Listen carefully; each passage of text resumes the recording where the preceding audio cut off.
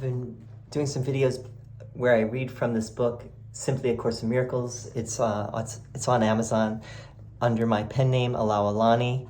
I've got some other books on Amazon too. This is one that is specific to A Course in Miracles, so it's for A Course in Miracles students. It's especially good, I think, for new Course in Miracles students who maybe are having a little difficulty understanding the Course.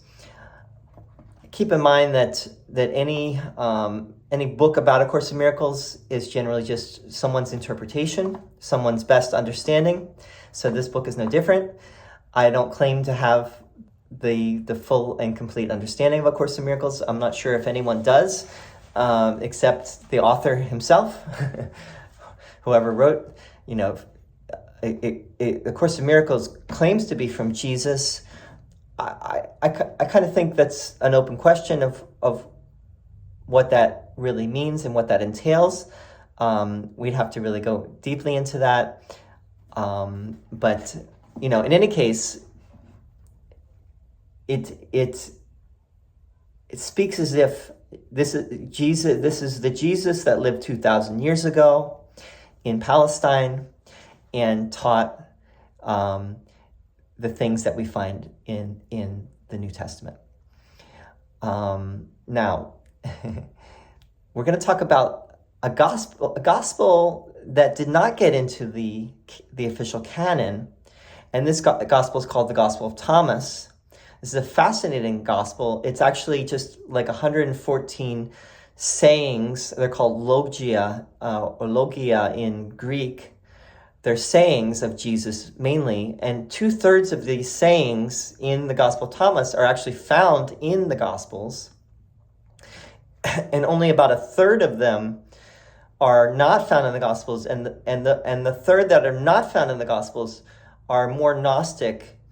And what is classified as Gnostic? Gnostic are Gnosticism had a whole take on Jesus and Christianity that was more based on knowledge, gnosis, meaning that you understand the deeper significance and meaning, and through that, then you find salvation, right? You find redemption and salvation through wisdom, through knowledge, as opposed to just, you could say, mere belief. Just believing in Jesus, for example, is not enough, but you have to understand. So the Gospel of Thomas actually begins with with Jesus saying, "Whoever discovers the meaning of these words will not taste death," something like that, which is parallel to something Jesus said in the Gospels, I believe, starting in Mark, and I think the other synoptic Gospels picked that up, Matthew and Luke, but I'm not remembering, exactly, so we'll have to look that up. But anyway, the Gospel of Thomas, interesting enough, was found in Nag Hammadi, Egypt in 1945, along with some other scriptures that were buried. And it was a fascinating thought, that first of all, that in just the 20th century, these long lost texts were discovered. And you think of like what else we might find that would really shed light on early Christianity. And the Gospel of Thomas, for one thing, what it does is it gives us some clue that maybe there was other gospels that were circulating even before the four main gospels that we all know, Matthew, Mark, Luke, and John. Maybe there were other gospels that were written, maybe with sayings, maybe with deeds, that were circulating, and that the gospel authors, the canonical gospel authors, used these to compose their gospels somehow. And this is the idea of the Q source, with what's called Q. I'm not going to go much into that, but there is the scholars have this theory. Some have this theory that there was a source that the gospel writers all drew from, maybe several sources. So the Gospel of Thomas has, in other words, has a lot that's actually already in the Gospels, in the canonical Gospels. It has 2/3 of it, in fact. Some of what I'm going to read here is not in the Gospels. Maybe a couple of these are in the Gospels. For example, one that is in the Gospel of Thomas is something Jesus says to his disciples or apostles in the canonical Gospels. He says, "Be as wise as serpents and as innocent as doves." It's a very interesting quote, a very interesting line, and you find that in Thomas as well, the Gospel of Thomas. One other thing to say is that the Gospel of Thomas probably was not written by the Apostle Thomas, Thomas Didymus, but it is attributed to Thomas Didymus. And Thomas means the twin. Theom in Hebrew means twin. And we all know the doubting Thomas story from the Gospel of John. I won't go that much into that. My knowledge of all this is kind of on the surface, but let's read a little bit, and then we'll try to dig in with A Course in Miracles and see how it connects. So the first one is, when you make the two into one, and when you make the inner like the outer, and the outer like the inner, and the upper like the lower, and when you make male and female into a single one, so the male will not be male and the female will not be female, then you will enter the kingdom. So I'll read that one more time.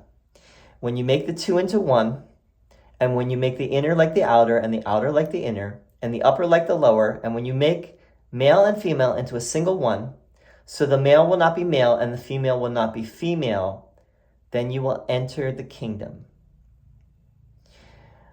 So, not only is this Gnostic in the sense that you have to do something, right? This is not just about belief, but you have to do some practice to get to this. Jesus is encouraging his disciples to practice so that they get to this point themselves, right? When you do this, when you accomplish this, and what is this that is being accomplished? It seems to be a non-dualistic reality that is being pointed at here. You're making the two into one. There's a oneness. The inner like the outer like the inner, the upper like the lower, and the male and the female the same. So that alone is similar, to Jesus in A Course in Miracles doesn't say anything like this in particular, specifically, but we definitely hear resonance to what A Course in Miracles is saying. All right, so, I think the main thing is it definitely sounds Gnostic, and it definitely sounds like it's pointing to a non-dual reality, that the kingdom is a non-dual reality. Next one. Jesus said, "Congratulations to the person who has forgiven and has found life." Congratulations to the person who has forgiven and has found life.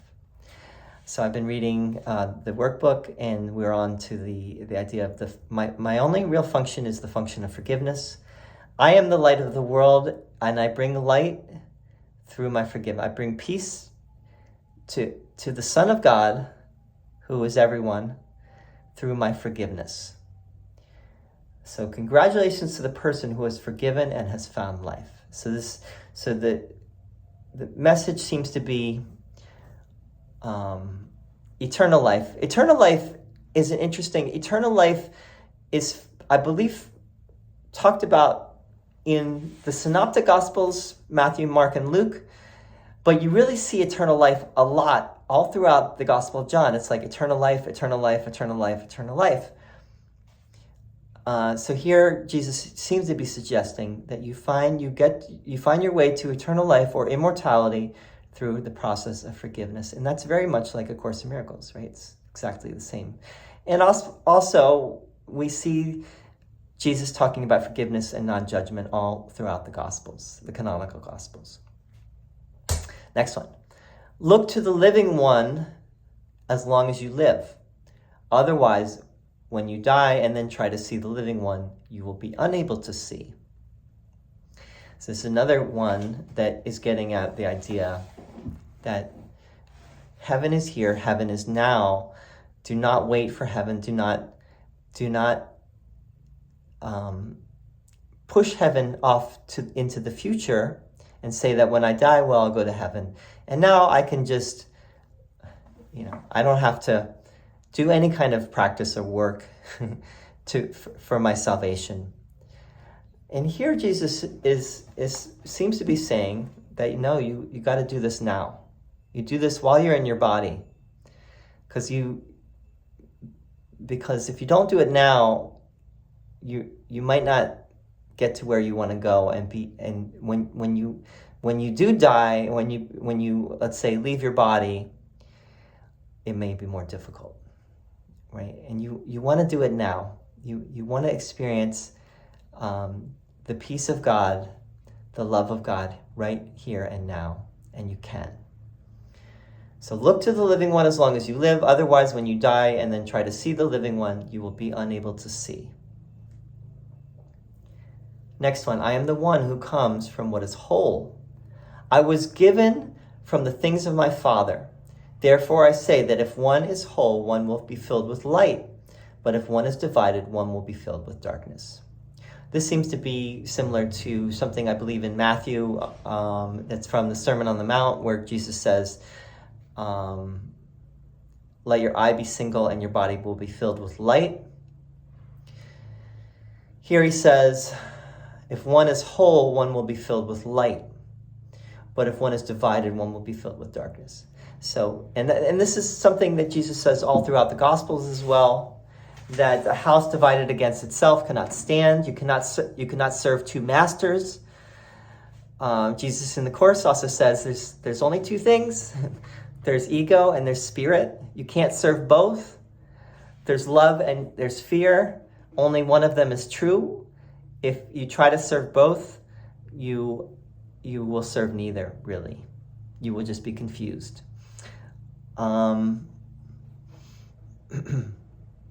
So Jesus knows wholeness,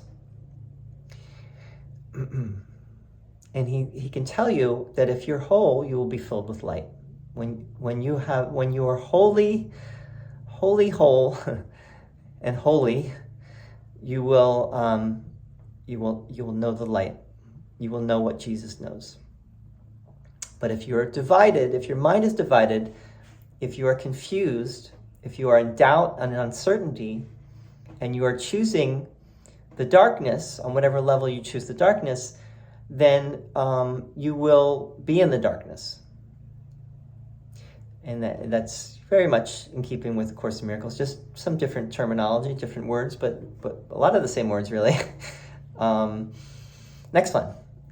I know I'm not really going deep into any one of these, but I'm just, this is just to bring up, just to start the discussion, so to speak.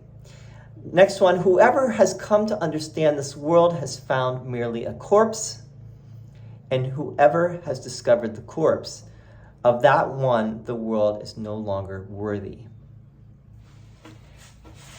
This is like Jesus laying down the truth for us, right? He's not mincing words. He's speaking in uncompromising terms. This world is a corpse. This world is nothing. This world has nothing for the Son of God, right? This is not our home. The world of perception, the world of duality is not our true reality. It is a temporary place where we can work out our salvation. And if you've discovered what the world is, that it is a corpse, that it holds nothing, just like the body ultimately is a corpse, then the world holds nothing for you. The world is no longer worthy of you, and you because you have discovered that the only thing that's worth anything is the love of God. And that's definitely completely resonant and in keeping with what A Course in Miracles teaches. Jesus said, "Come to me, for my yoke is comfortable, and my lordship is gentle, and you will find rest for yourselves." Now, I believe this is definitely from the Bible. I forget which gospel. Maybe it starts in this one. Starts in the Gospel of Matthew. My yoke is easy. Here it says, "My yoke is comfortable, and my lordship is gentle, and you will find rest for yourselves." I think really there's definitely a connection. What does yoke mean? Yoke means my way or my teaching or my discipline, or you might say my yoga, because the word yoke is cognate with the word yoga. Yoga is a Sanskrit word.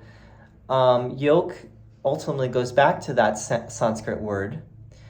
And yoga means discipline, it means practice, it means path to union. It means union, and it also means path to union, or discipline that leads you to union. So Jesus here says, he says it here and also in the Gospels, my way is easy. This is a simple and easy way, and I'm gentle. It's a gentle path. And you will find rest in this path if you accept this yoke, right? If you accept this discipline that I'm giving you, you will find it's not so hard. It's really not so hard to do. In fact, it's the most easy and natural thing in the world. And Jesus says that in the Course. He says this is very simple. He even says this is easy. It's really not easy for us because we're so complex and complicated, and we make everything difficult. But if we just follow the simple directions that he's giving us, we will see that it's both simple and easy. And then the final one here it's a great one. It's a very short one. Be passerby. Be passerby. What does it mean? It's like saying, this world is not your home. You're only passing through, right? You're only passing through. Don't get attached to anything in this world that will only keep you attached to this world. And you want to free yourself. You're learning to free your mind.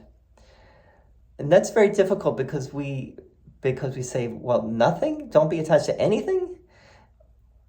Surely I should be attached to some things, right? My family, my loved ones. I should be attached to, I should protect my belongings. I should prepare for the future. I should put my money in the bank. And now I think the Course is, at least, I don't know about Jesus in the Gospels. I think Jesus in the Gospels too. It depends how you interpret it. But the Course is presenting a middle way. It's saying, yes, of course, you need to take care of your body and your life here in the world, for sure. But just don't invest your mind, don't attach to those things, and don't identify with those things, and don't think that those things are going to last, because they will not. Don't put, if you're getting upset and getting angry about anything in this world, you are investing wrongly. And you want to reinvest only in the function of forgiveness, which is your only true function. And remember that love is everything and ego is nothing. And the Course teaches that this world was made in allegiance with the ego as an attack on God and as a way to hide from God. So we don't want to put, do not want to put our focus on the things of this world. We want to remember what is permanent, what is real, what is everlasting, and what is is the only thing that's really worth having, which is the love of God ultimately. Whatever that is, whatever that means. But that's where we're going. So thank you for listening. And the Gospel of Thomas really requires its own whole, I need to do a whole video just on the Gospel of Thomas itself, talking about the Gospel of Thomas. There are a number of translations out there.